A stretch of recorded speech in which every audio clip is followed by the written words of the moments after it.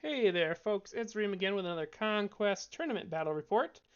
This is for the June TTS tournament. This is round one. We are playing Maelstrom. My opponent was Vagabond. He was playing Nord's List. It was just a lot of fun. So let's go ahead and get into it.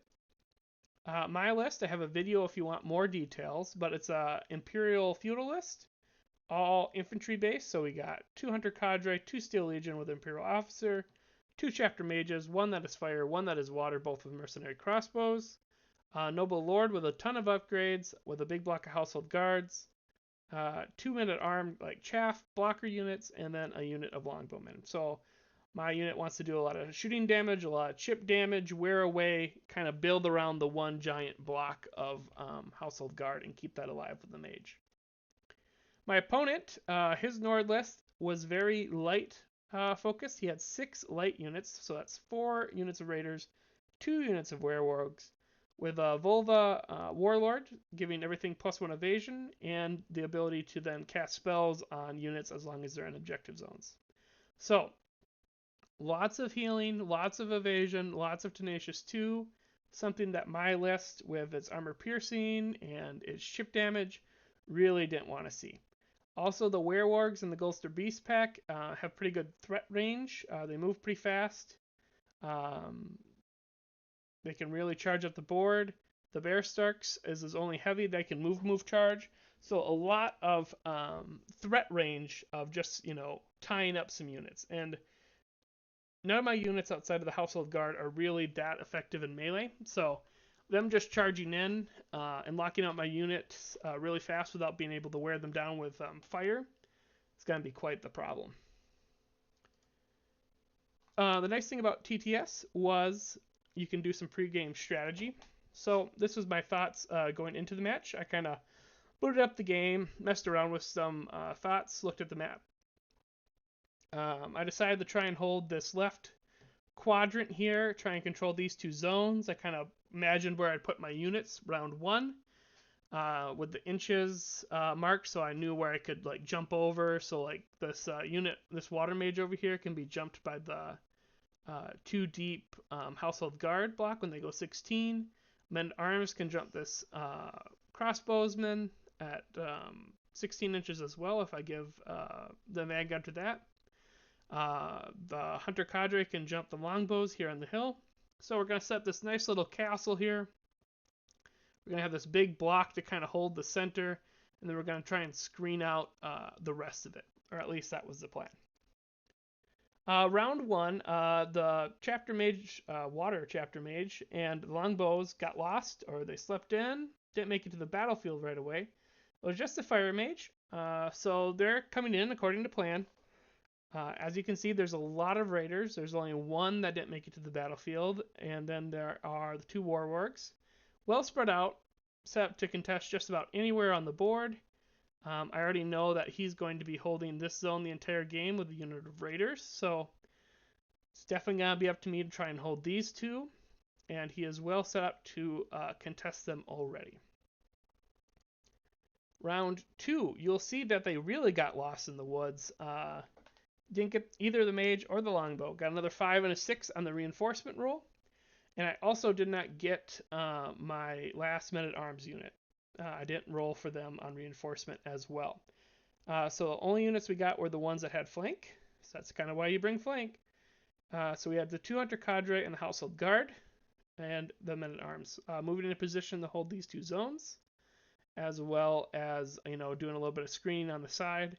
The Werewolves are already moving up, ready to contest whatever comes into the zones. And with Nords, they can ignore the hindering of forests.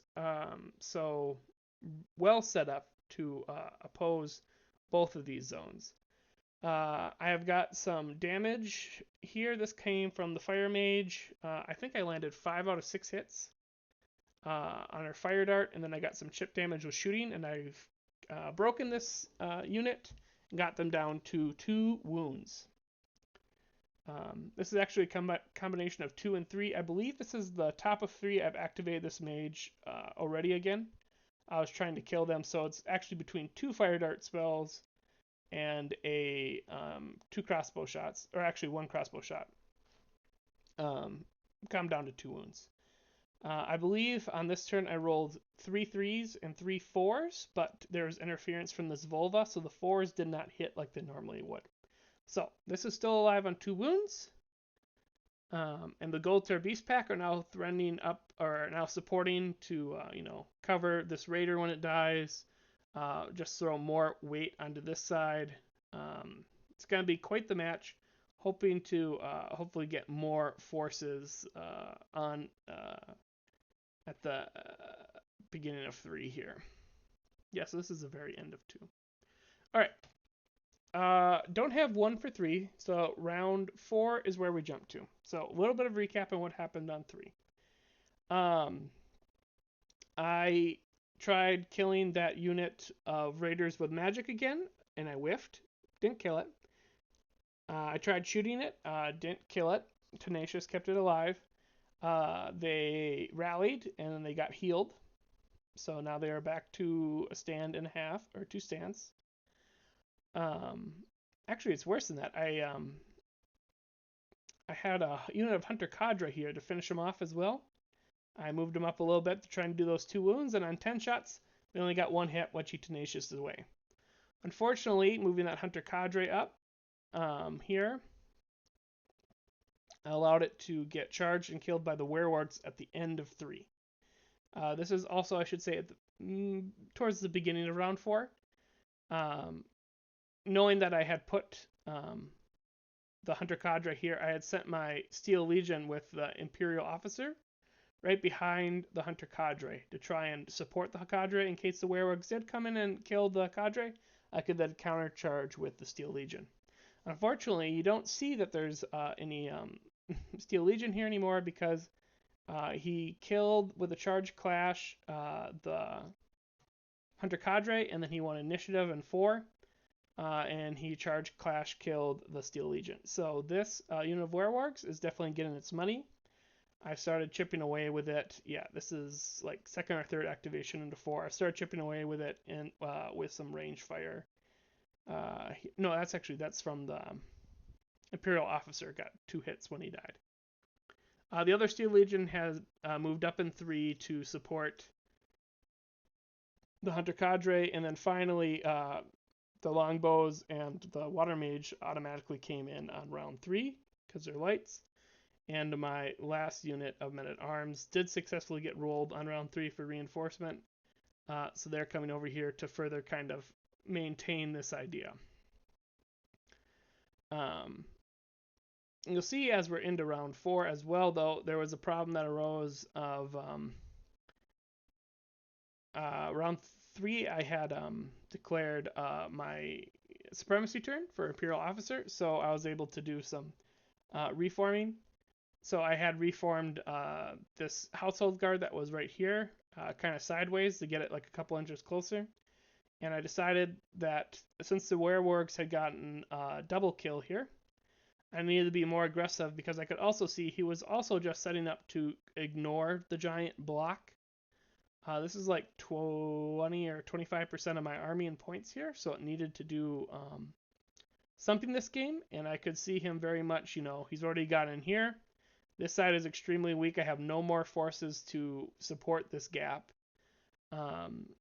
This side with the Werewolves and the Gold Tier is not looking that good either, so I decided to gambit myself and thought if I could get the charge and kill this unit of raiders, then next turn I could reforward, charge something else, hopefully, kill it, start tying stuff up, start winning this side, and, do a delaying action over here. I was hoping that due to the order of this, he won't be able to turn and fight me. Like if the Gold Tier went before the Werewolves, they can't reform to hit the side, and the Werewolves can't turn to hit the side really. So it was a bit of a gambit. I was hoping I could charge kill these. I had 21 attacks. I hit like 15 times, and he ended up only losing 7 wounds. So very, very good defensive roll on this unit of raiders. And once that happened, I kind of knew the fate of the game was sealed. I needed to be super aggressive to try and get some initiative back. And what ended up happening is I ended up leaving the zone. not killing this. And these guys can just, freely come into the side because there's too much of a gap here now, really, for the Steel Legion. They might be able to move charge, but if they do that, one of these units will come in and hit them from the side before they get to activate, was the thought. But we're going to try it anyway. You never know. Dice tell stories. You got to just let them do some work here. So this was into round 4. Scoring at this point, I believe I had 4 points, and he was on 8 because he's still holding this zone. I'm over here. The previous round in 3, I'd held this one and this one. Round 5. I had brought the Steel Legion up towards the end of 3 to try and cover this. I got him a little bit too close after I reformed him a bit. The Gautier were able to charge, clash, and just one-shot the Steel Legion. So Steel Legion was dead. So both Steel Legion died without doing any combat damage whatsoever. They are apparently very good at just getting killed by these very murderous pigs. Actually, I'm pretty sure these pigs killed them on just the impact trample. I believe they had to move charge, and I took like 8 wounds on the impact, and then I died to the trample. It was really, really devastating for the Steel Legion that day.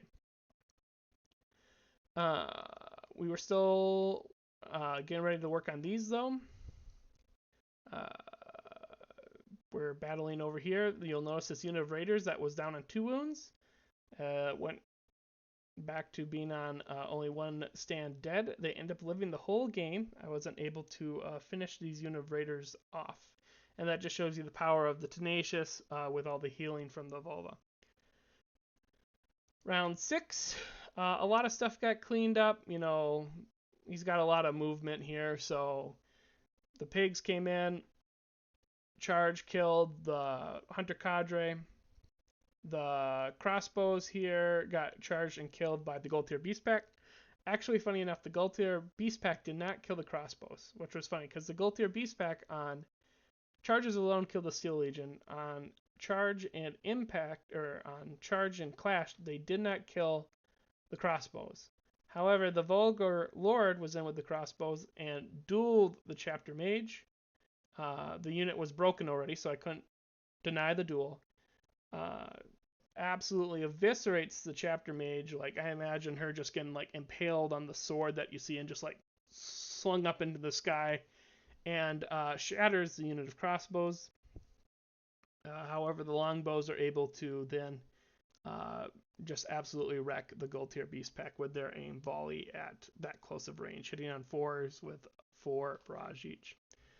I killed the Shaman. His other Volva with Raiders had come this way and attacked the rear. I ended up killing them as well. This was kind of incidentally healed a couple rounds by that Water Mage that was here. The Water Mage got absolutely murdered by the Bear Starks. As you can see, the game has completely collapsed. I think we end up calling the game here, or I think we did play into 7. Essentially, at the end of 6, this was dead, and this was still alive, but the werewolves had charged aside and killed the stand here. So I wasn't holding any zones. We just kind of called it there since there was nothing I could do realistically. We'll say that the longbowmen, or a couple of the longbowmen, escaped to give you this battle report on how terribly this all went, but it was a really fun game. My opponent was just awesome to sit and chat with. He was a lot more of a cautious player than what I'm used to in Nords. The Nords player that I play locally, they always are like, my movement speed 7. I'm going 7 inches up the board. I'm going up another 7. We're going max speed forward. And then my opponent here played very different game, just staying in range so that he could move charge stuff. He's like, oh, if you walk up and shoot me, or if your movement's 5 with a 16, so I'm going to be, 21.1 inches away. Very, very good. Even with the werewolves with regeneration 5, he wasn't letting any chip damage hit them. He was waiting until, he could set up for a move charge for the next turn. So, very, very well played to my opponent. I have a lot of work to do myself on how to play with this list. I'm beginning to think that I should have had 2 blocks because, as my opponent wisely did, he didn't really have anything that could contest the household knights here directly, so he just ignored them. He made me, or I chose to go after the shaman. I felt like if I had just stayed here the entirety of the game, we would have seen exactly the same sort of thing happen. I would have scored maybe 7 points because I would have sat on this point and scored it a little bit longer. Um, but I would have killed less. I think these units up here probably would have survived, and it would have just been him crushing these flanks, holding these 2 zones, and then ultimately, taking a gold tier over here and a gold, whatever survived on either side, and hitting me on 2 or 3 sides at once, and absolutely destroying the unit before it could kill anything. So we got stuff to learn for the next game. Hopefully round 2 goes better. I'll be sure to give you all an update. Have a great day.